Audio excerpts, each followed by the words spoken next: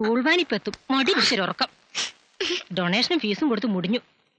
Progress report വരട്ടെ, അപ്പ പറയാം. കൊഞ്ഞനം കാണിക്കുന്നു. മഹാലക്ഷ്മി, ഇന്നലെ ഞാനൊരു സ്വപ്നം കണ്ടു. പുലർച്ചെ കണ്ട സ്വപ്നമായതുകൊണ്ട് എനിക്ക് പ്രതീക്ഷയുണ്ട്. വളർന്നു വലുതായി 16 വയസ്സ് തികഞ്ഞു നിൽക്കുന്ന നമ്മുടെ ഈ ഇരട്ട പെൺമക്കൾ സ്വർണ്ണക്കസുള്ള പട്ടുകുപ്പായം അണിഞ്ഞ് കൂന്നൂരിലെയും മൂന്നാറിലെയും മാഞ്ചിയം തേക്കിൻ മരങ്ങൾക്കിടയിലൂടെ 2 അപ്സരസുകളെ പോലെ അവർ ഓടിക്കളിക്കുന്നു, പാറിക്കളിക്കുന്നു. കൊള്ളാം.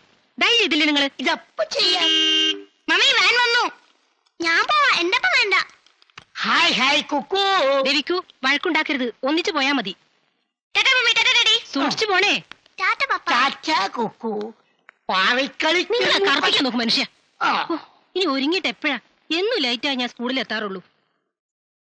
പാറിക്കളിക്കുന്നു, ഓടിക്കളിക്കുന്നു. പാറിക്കളിക്കുന്നു, ഓടിക്കളിക്കുന്നു, നടന്നു കളിക്കുന്നു. കീറിപ്പോയ യൗവനത്തെ വാർത്തയ്ക്കും വെള്ളമൂല് കൊണ്ട് ഇടതുന്നി. ഇനി അതിപ്പോ ചായം തേച്ച് കറുപ്പിക്കാനുള്ള ശ്രമത്തിലല്ലേ? സോറി, ഇന്നലെ ഞാൻ അല്പം ബോറായി പോയി. ഞാനെന്നും ബോറൻ തന്നെയാണല്ലോ. മദ്യപിച്ചപ്പോ മനസ്സിൽ ചില പ്രതികാരങ്ങൾ നാം പെടുത്തു. താൻ ഇന്നലെ വിളിച്ചു പോയത് സത്യം തന്നെയാ. ഈ തറവാടുന്ന് നിനക്ക് പെണ്ണ് തരുന്ന കാര്യത്തിന് ശക്തിയായി എതിർത്തത് ഞാൻ തന്നെയാ. വകുപ്പ് നോക്കുമ്പോ നീ അനന്തൻ നായരുടെ അനന്തരവനാ. പക്ഷെ പെണ്ണ് ചോദിക്കുമ്പോ അതിൻ്റെതായ ചില യോഗ്യതകളൊക്കെ വേണ്ടേ? ഈ സൗന്ദര്യം എന്ന് പറയുന്നത് വലിയൊരു സംഭവമാണോ.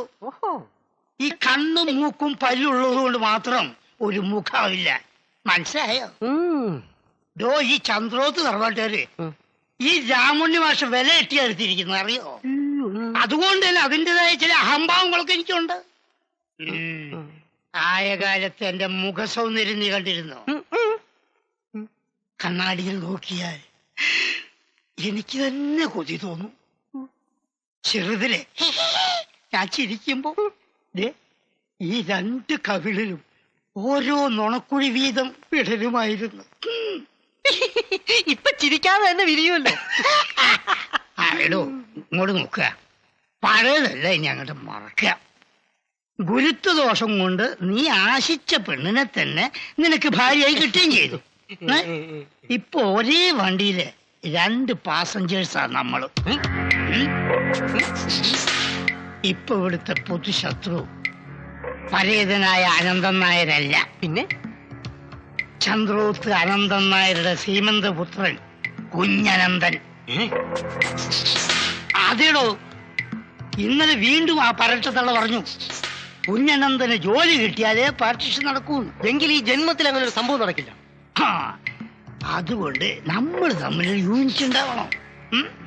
ഗതികെട്ട സാത്താനെ സേവിക്കണം എന്നാണല്ലോ പഴഞ്ചൊല്ല്. സേവിക്കാം, സാത്താനെ തന്നെ സേവിക്കാം. വരട്ടെ.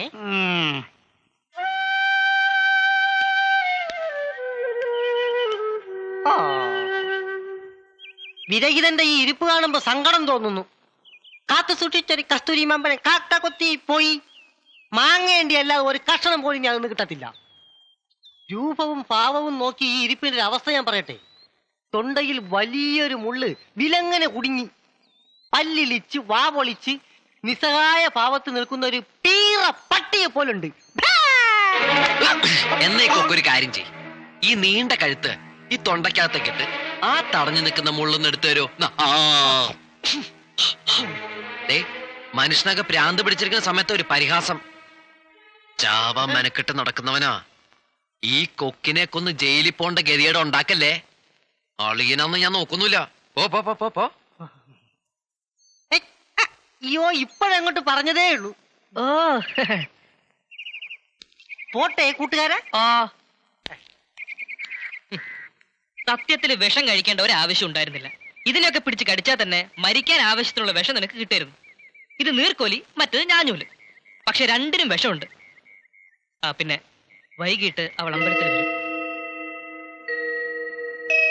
കാലത്ത് ശ്യാമളയെ കണ്ടു. എങ്ങനെയെങ്കിലും ചേച്ചിയെ കൊണ്ടുവരാമെന്ന് അവൾ ഏറ്റിട്ടുണ്ട്. ഇനി സഹതാപം കൊണ്ടോ പശ്ചാത്താപം കൊണ്ടോ അവളുടെ മനസ്സ് മാറി കിട്ടിയ നിന്റെ ഭാഗ്യം.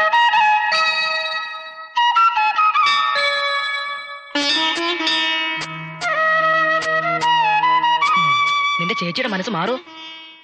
എനിക്ക് തോന്നണില്ല. അച്ഛനെ വേദനിപ്പിക്കാൻ വയ്യെന്ന് എന്നോട് പറഞ്ഞത്. 3 തവണ ബൈപ്പാസ് സർജറി നടത്തിയതാ.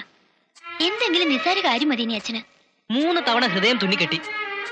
ഇങ്ങനെ നിഷ്ഠൂര ഹൃദയനായി തുന്നിക്കുട്ടി ഹൃദയവുമായിട്ട് എന്തിനാ അയാൾ ജീവിക്കുന്നത്?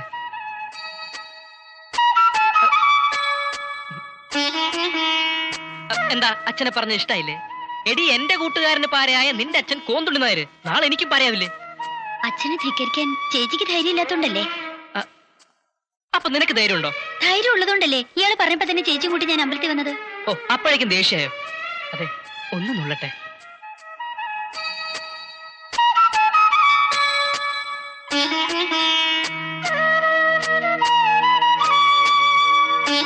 എത്ര നാളായി ഞാൻ എന്റെ പെണ്ണിനെ ഒന്ന് നുള്ളിയിട്ട്. ഇന്ന് ഞാൻ നിന്നെ നുള്ളി. അതെ, ചിരിയിൽ പ്രേമം ചാലിച്ച് വാക്കിൽ തേനും പുരട്ടി വയറ് നിറച്ച് ഊട്ടിയിട്ട് തന്നെയാണോ അവളും പോകുന്നത്? ആണോ? വിഷമാടാ അവൾ ഊട്ടിയത്. ആമാശത്തിലെത്തുന്നതിന് മുന്നേ ഇപ്പൊ തന്നെ തുപ്പിക്കളഞ്ഞ നീ രക്ഷപ്പെടും. തുപ്പടാ. നിനക്ക് എന്ത് പറ്റി? എന്താ അവള് പറഞ്ഞത്? അച്ഛനെ വേദനിപ്പിക്കാൻ വയ്യത്രേ. ബൈപ്പാസ് സർജറി നടത്തിയ അച്ഛന് വേണ്ടി അവൾ എന്നെ ബൈപ്പാസിൽ ചവിട്ടി ഇറക്കിയടാ. ദേവി പ്രസാദം തൊട്ടാൽ മനസ്സുമാറി അവളെ തിരിച്ചിട്ടുന്നല്ലേ നീ പറഞ്ഞു? മണ്ണാങ്കട്ട. ഇനിയും നീ ദൈവത്തിൽ വിശ്വസിക്കുന്നുണ്ടോ? എങ്കിൽ നിന്റെ ദൈവങ്ങളെ സാക്ഷി നിർത്തി ഞാൻ പറയാ. മുറച്ചെറുക്കൻ അരവിന്ദാക്ഷം പോലീസുമായുള്ള കല്യാണത്തിന് മുന്നേ എന്റെ ശവം ഞാൻ അവളെ കൊണ്ട് തീറ്റിച്ചിരിക്കും. ഇത് സത്യം, സത്യം. അമ്മേ, ശക്തി തരണേ. വീട്ടിൽ പോടാ.